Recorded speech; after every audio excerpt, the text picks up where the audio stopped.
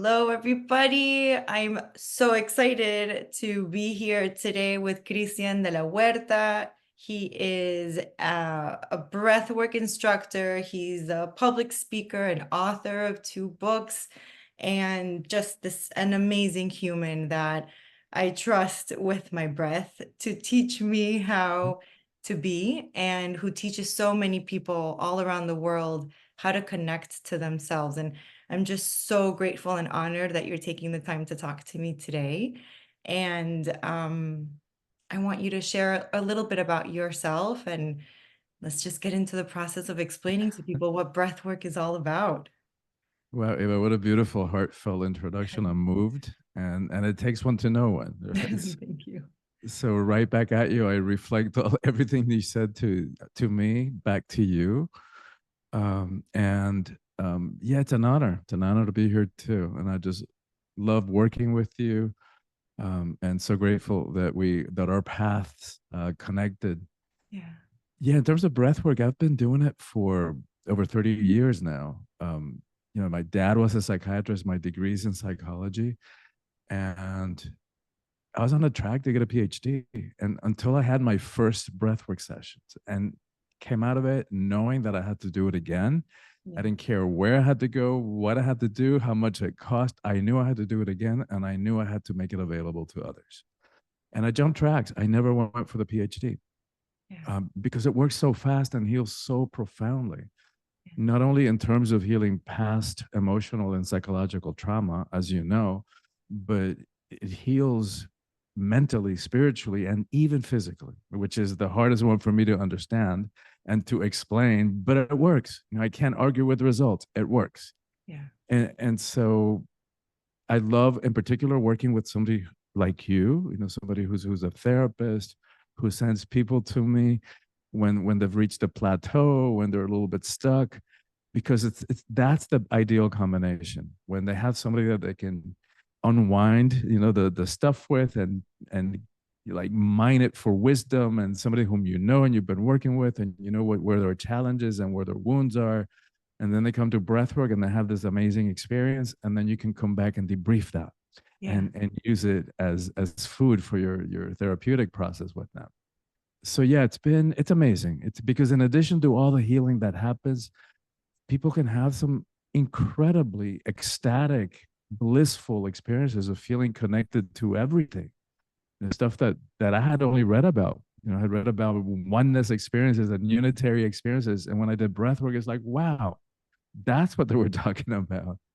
So one thing's reading about it, another one is actually experiencing it in your body, Yes. as you know. Yes. Yes, there's such a difference between reading about something, analyzing it, understanding it intellectually, and then feeling it in your heart, and through breathwork, feeling it all throughout the body. We were, before I started recording, just talking about how we connected, and a friend of mine, a friend of ours, connected me to you, and he said, "Listen, Christian is offering a retreat in California. It's in 2 weeks. We need to go." And I said, I don't know anything about Christian. I don't know anything about breathwork. And you were so kind, and you spoke with me for a good amount of time. I was asking all these questions. Am I ready? And what's it going to do? And you said, it's okay. And you just, with such gentle but stern guidance, you were like, listen, I think there was like one room left. Um, Take your time, think about it, but this will change your life. And I remember saying to you, I know I'm going to do this. I need you to give me like some of the data to prove it to me, because even though I've gone through so many beautiful experiences, more so back then, which was just a year ago, because that's how quickly breathwork changes you. I was Yes. still resistant. And 2 weeks later, I jumped, and I met you in California for the retreat, and it was just one of the most beautiful, because the location was gorgeous, but spiritually and connectedly, it was just one of the most beautiful experiences I've ever had. And you hold such presence, such space for all of us, and it's not an easy thing to do. So yeah, yeah, Yeah, thank you for saying that and for acknowledging that. And like to me, it's a reflection of you too. For you, for you to take that leap of trust. We hadn't even met in person. We just had a conversation on Zoom. Yeah. And you put whatever it is that you had to do in your life, you put it on hold and you flew out to California, not even having experienced breath work. So to me, that says so much about you, that you trusted your inner call, you trusted your intuition, Yeah. and took this leap. And that says a lot about you and your relationship with yourself and with something greater than ourselves. Yeah. And yeah, that setting is exquisite. Like I'm on my way. I'm going to do another retreat there in a couple of weeks. So I'm really excited to be going Beautiful. back. It's in the Bay Area in Western Marin County. Yeah. And it's just beautiful. And it's a small, intimate group. That venue only holds, I think, 12, 13, 14 people max. So it's a great experience to do it with other people, with other explorers, people who are also on that journey of healing and transformation and fulfilling and expressing our potential and clearing whatever's been in the way, which is what breathwork is so good at, is clearing the stuff that's gotten in the way. Yeah. And I think Mhm. that that's where a lot of the information is heading. I have some questions to ask of you, but the mind body connection is becoming much more popular information. Whereas before, at least from my standpoint as a psychologist, it's all heavy based on the mind and analysis, not so much body based. And so, how do you explain this to people? Because when I tell my clients, okay, it's time, there's a breathwork retreat and or workshop coming up, I really think you should go. I don't tell them much about it because I don't want to taint their experience or to have expectations. Um, but what I will say is that when they return, because it's like what you said, they go to the breathwork sessions with you, and then we have the debriefing, the integration session afterwards, where we're talking about their experience and I'm putting together their personal background that they've shared with me with the experience that they've had to help them really move forward, but at lightning speed. So the thing Exactly. that they were holding on to, the grudges, the expectations of others, the lack of self-trust really starts to break down, and there's no drugs, there's no plant medicine, there's it's just you with your breath. And I have That's it. nothing against drugs and plant medicine and things like that, because everything has its place, but the Exactly. beauty of breath work is just that, it's just the breathing, the body just knows. It is so simple. That's the beauty of it. And I can't tell you how many times over the last, 33 years that I've been doing this, that people will tell me I got to the same place, to that same state of being that I did on a sacred plant medicine journey. Yeah. So it's, again, And with all you're due conscious, respect. Pardon? you're conscious. Yes, yes. And it's just by breathing. That's Mm. the beauty of it. And we breathe, in terms of how you do it, is you breathe in a certain way for about an hour and a half. And I know that feels like, oh my God, I can't believe I would do this for an hour. But 99% of the time, people don't even notice that it takes that long, because part of what's happening is where that practice is popping out of the ego mind where time exists. Mhm. So majority of the time, people are saying, "Wow, I can't believe that was that long. I thought it was 10 minutes. Thought I had only been breathing for 10 minutes." And just amazing stuff happens, and they haven't studied, the what's happening in the body when we breathe in that way. There's a lot of research on meditation, so I figure there's going to be a lot of points of commonality or comparison. So the way that I speak about it in terms of understanding how it works is more from a spiritual, psycho-spiritual perspective. And one way that we can speak about it is when we're breathing in that circular connected way, what's happening is we're flooding the body with the universal life force, prana, chi, ki, in different languages and different traditions, including the martial arts. And so that energy that animates all of life in creation travels through the meridians, through the energy channels, for which, by the way, Western medicine has just a few years ago found, prove that they do exist. So that energy travels through the energy channels in the body until it hits a block, an energetic blockage, and it dissolves it. And what those blockages are places where we have stuffed past trauma, like unresolved trauma from our pasts, and where we have suppressed emotions. Because what used to be spiritual teaching, that everything is energy, now we know from quantum physics. It's true. It's So true. this chair that I'm sitting on, this mic in front of me, the body, the emotions, it's all energy. It's all vibration, even though it might feel solid. And we know from physics, energy cannot be destroyed. It can just transform, change forms. So for all the countless times in our lives where we didn't feel safe expressing what was going on with us emotionally, what we were feeling, what we were thinking, that stuff doesn't go away when we suppress it. It gets stuck, it gets lodged in the tissues of our bodies. And there are a couple of problems with that. One is that after years and decades and a lifetime of suppressing our emotions, we walk around with layers and layers and even more layers of repressed emotional crap and unhealed trauma.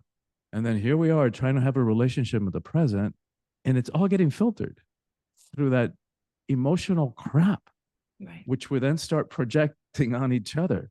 And so, no wonder we have relationship issues. No wonder most of our relationships don't work. We haven't been taught how to approach them, how to hold them, and we certainly haven't been taught how to clear ourselves of that emotional crap. Which is another great reason why it's a great adjunct to therapy, because Right. you're providing the understanding of what's happening, and you know these people, you've been working with them for a long time, and then like you say, the breath work is just like really speeds up that process and facilitates the healing. A lot of times I've had people tell me, come to me, oh no, I dealt with that and I've already dealt with it and I forgave it. That's one thing, to forgive it up here. Another thing is to forgive it down here. And that's what happens in the breath work. People drop into their bodies, into their breath work, into their bodies, into their emotions, and it bypasses the mind, the filter of the mind. Because what happens is that trauma no longer lives in the mind. It lives in the body. It's been somaticized. So no amount of talking about it is really going to clear it. Understanding what happened when we were 5 or 10 or 15, of course, helps. And is much better than not understanding it or not even remembering in some cases. Because that's another thing that happens in breathwork. People will recover stuff that they've forgotten about. And it's not to relive it one more time just for the sake of it, is because it's coming up to be cleared, to be healed permanently. Yeah. And so it's really an amazing practice. I still, even though I've done it, thousands of times, facilitated it for thousands of people all over the world, I'm still humbled. I'm still humbled every time I do it. Even though my approaching the experience, I'm like, oh my God, I have to do that introduction again for the 10,000 time or whatever number it is. But then as soon as I start, it's like, wow, I'm so profoundly moved and humbled that I get to play part Mhm. and play a role in such profound healing in so many cases. Yeah, I was just remembering that I had lost my voice. I was hoarse during the retreat. Remember that? And it was at the end, the last breath work, where my voice came back.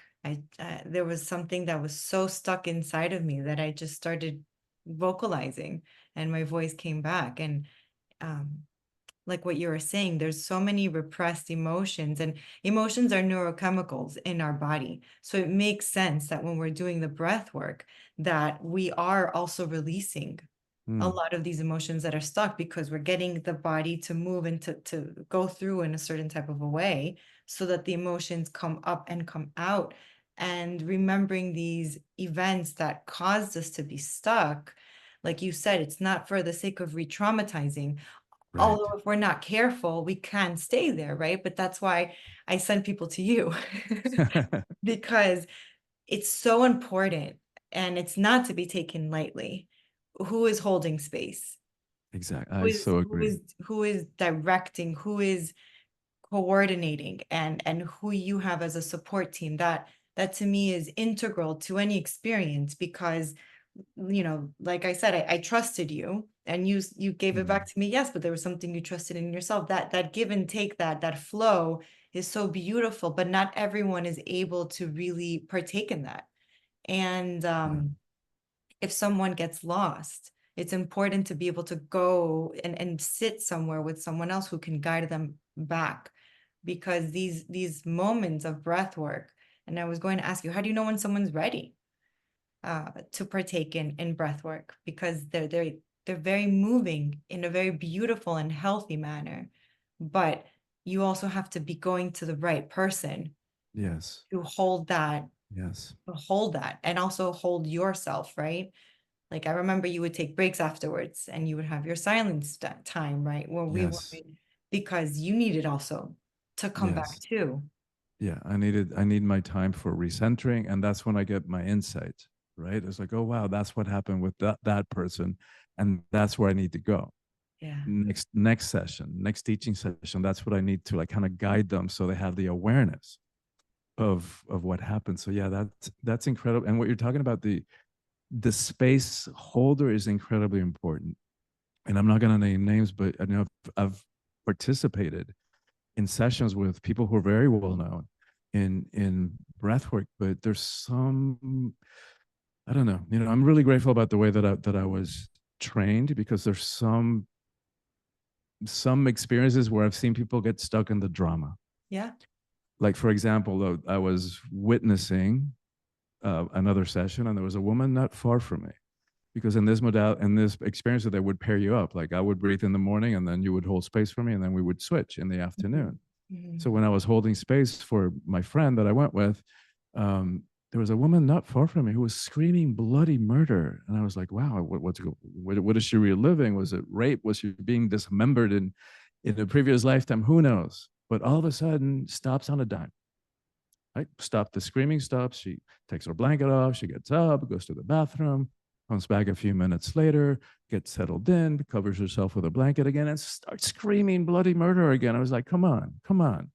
Right? You should have cleared that by now. Yeah. So I just mirroring what you're saying, that it is important to have that, and that balance of real compassion and holding space and holding hands, and understanding that people are going through a difficult experience, and at the same time not supporting them to get stuck, right? We Yes. want them to get free. That's the intention. Get free from that stuff. Yes.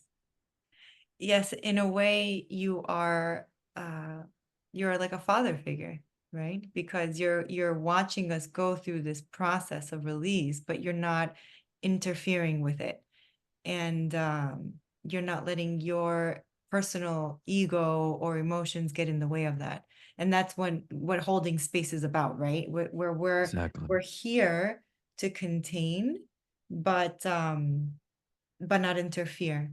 Unless the person comes and asks, okay, help me make sense of that, it's still not Yes, interference because the person requested. um, that's right. and when you said that person should have been out of it, it's, what did you mean by that? Like they should have not been in the loop? They're good. Yeah, they were stuck in the drama Yeah. of whatever it was, right? And so it's like, yeah, well, I mean, of course, I don't want to diminish anybody's trauma, Yeah, but right. after screaming for that long, and the fact that she stopped and came back let me know that she was stuck in the drama, that there was a part of her that was feeding off of that drama. Yes. Um, and to me, it's like, hey, knock yourself out if you want to, but it's just not necessary. So how And do you explain that, right? Because that's a tricky one for someone who it's a is tricky stuck one. to say, ah, this is not necessary. Because it's like, what? I don't, you're saying I'm choosing to be depressed, or I'm choosing to be in the trauma. What do you mean? Right? So how do you,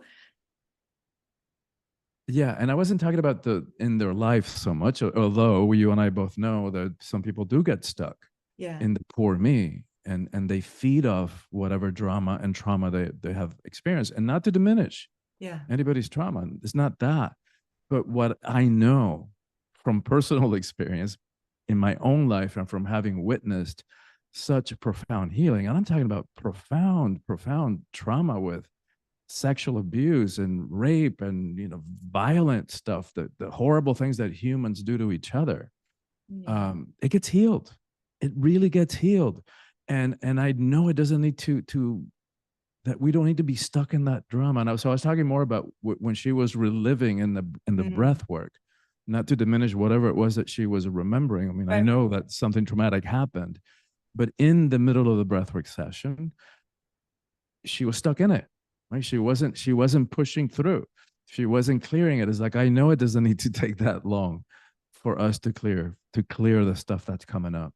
So like when I work with my apprentices, people who are training to facilitate this for others, the main teaching that I impart with them is like, I don't take credit for the healing, right? I don't take credit for that. The healing is done by the breath, right? And we can talk about the profound interpretation of what the breath is from a spiritual perspective. Yeah. But what I do take credit for is bringing myself fully present. So no matter what's happening in our lives, I tell them, whether you just had a fight with your spouse or your boyfriend or the girlfriend, or you just got fired or lost your home or whatever, when you're there in front of a group or when you're speaking with your client, that stuff gets put aside, right? You can pick it up in an hour or 3 hours or after the end of the weekend, whenever it is. But in that moment, in that space, you are there fully present for that person or for those people in front of you. And I think that's what allows the healing to happen. Now, that's part of that, creating that safe container. And I can't tell you how many times, when I was working with a large group with 30, 40, 50 people, and suddenly I find myself like I'm witnessing myself like making a beeline to the other side of the room to be there exactly when I needed to be, when somebody was having a scary moment, or when I could do something to intervene and be of support to them. And that only happens by bringing myself or bringing ourselves fully present, that Mm, then we can be guided, we can be used as an instrument by the holy breath, right. by the intelligence of life, whatever you want to call it.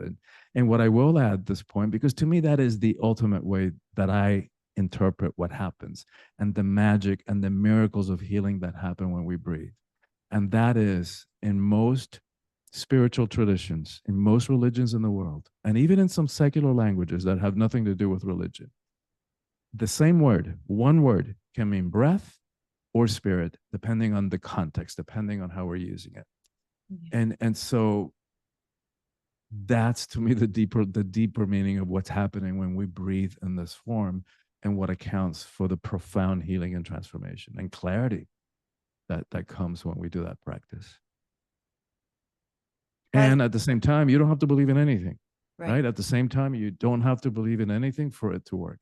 All that is required is the ability to breathe, check, and the willingness to let go of the stuff, right? Which is connects back to the getting stuck in the drama of it.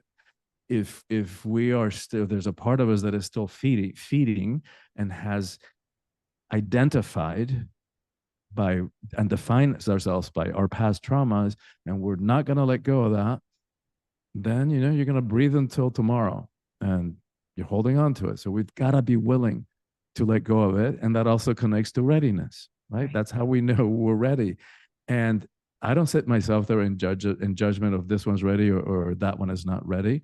I trust the process. I trust the breath. I trust that if somebody overrides their fears, like about what's going to happen, right? I don't know what's going to come up when I'm going to lie down and breathe. So in many of our cases, some people take to it like a fish to water. Many of us, like you or me, perhaps, we had to overcome, right? It's like I don't know about this. It's like, I've never done this before. And so I trust that whoever has gone through that process, that they're ready. If they got themselves to me, I know they're ready for it. I just remembered that in one of the experiences, I was asking, why am I here? Why am I here? And I remember one of your apprentices was saying, no, you're in California. And I was like, no, that's not what I'm asking. And I remember saying to myself, there's nothing wrong with me. There's nothing Yes, I, wrong with me. I remember that. Then everything's right with me.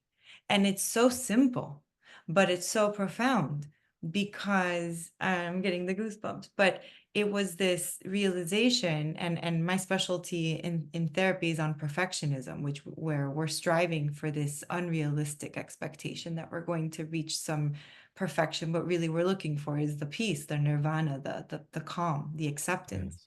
And through that session of the breath work, if nothing if there's nothing wrong with me, then the opposite, the duality of that is that everything is right. And Yes.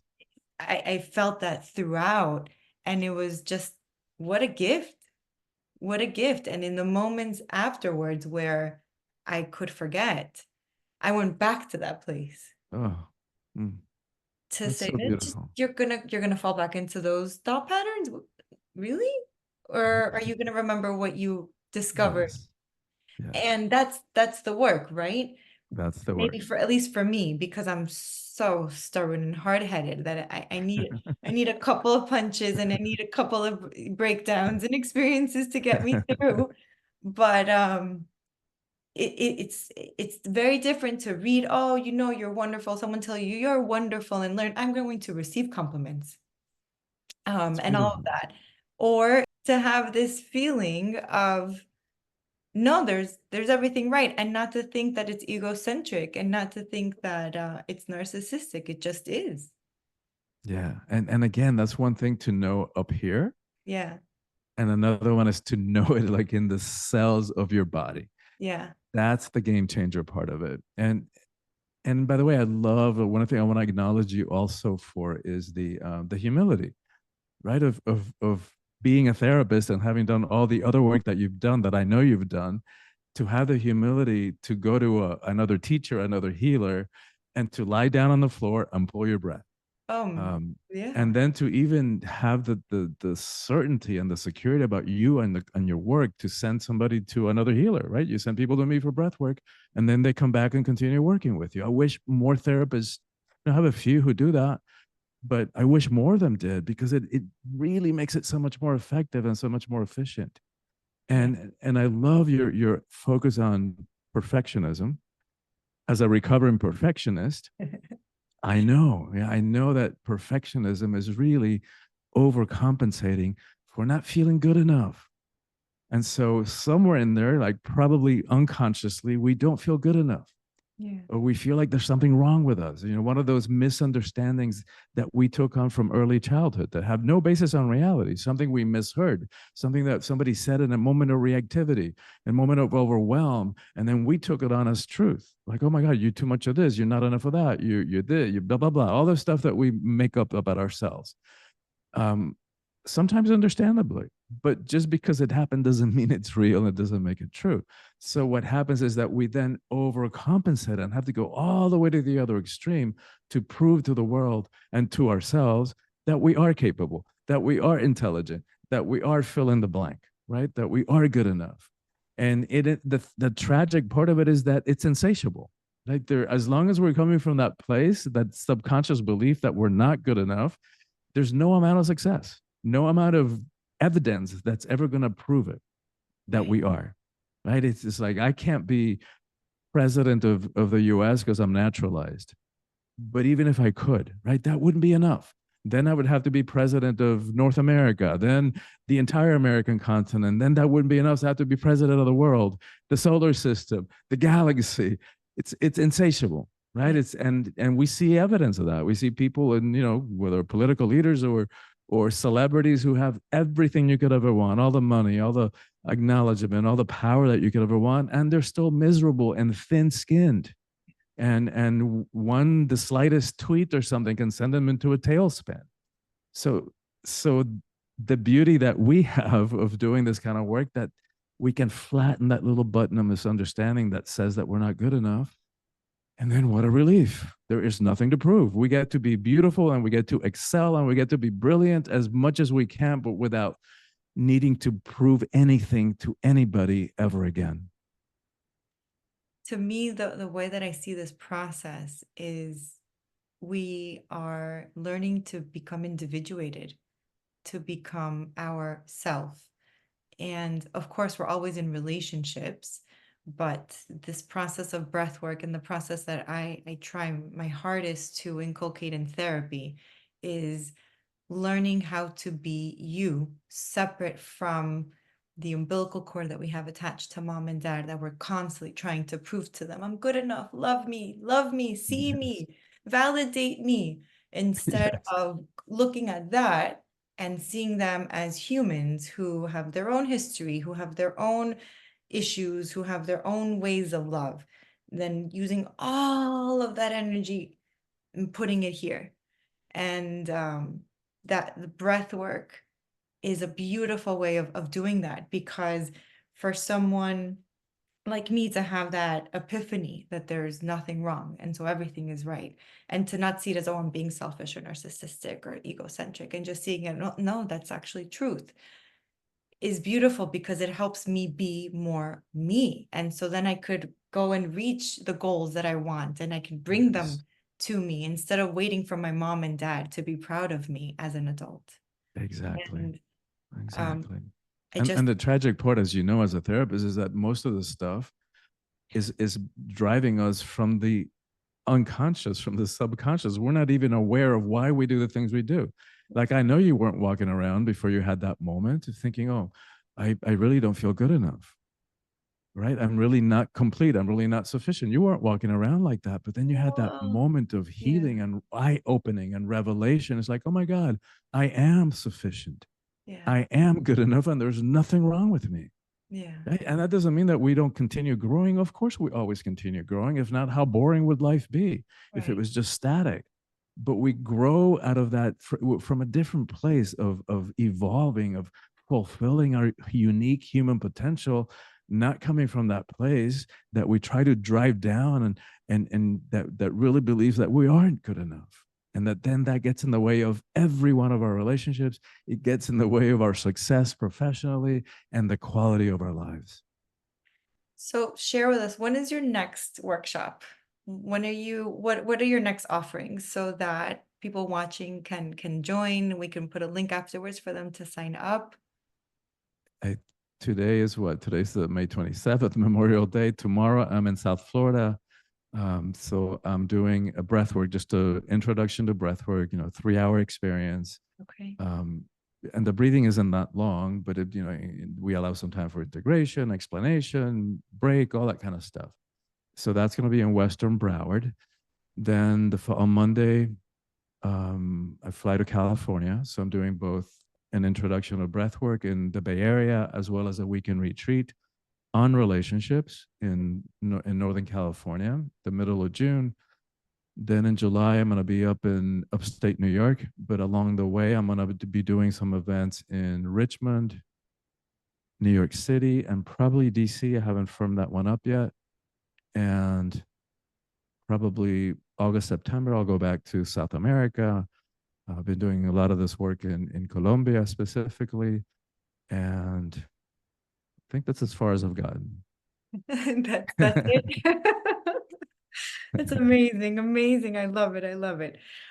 Christian, it's been such a pleasure. I want to thank you so much. And it's just it's beautiful. It's beautiful how everything is unraveling and transpiring and working together like this. It just makes me love my work even more. So Uh, thank you so much. Thank you for your Thank time you. Thank today you and so much. Thank everything. you for having me on this program. Thank you for trusting me with your Yeah. exquisite client that you sent to me. And I love that the beauty of being able to work with you in collaboration towards supporting somebody's empowerment and healing and Yeah. clearing and transformation. It really is a privilege, and I'm humbled and grateful to have you in my life. Thank you. Have a beautiful day. You too. Bye. Bye.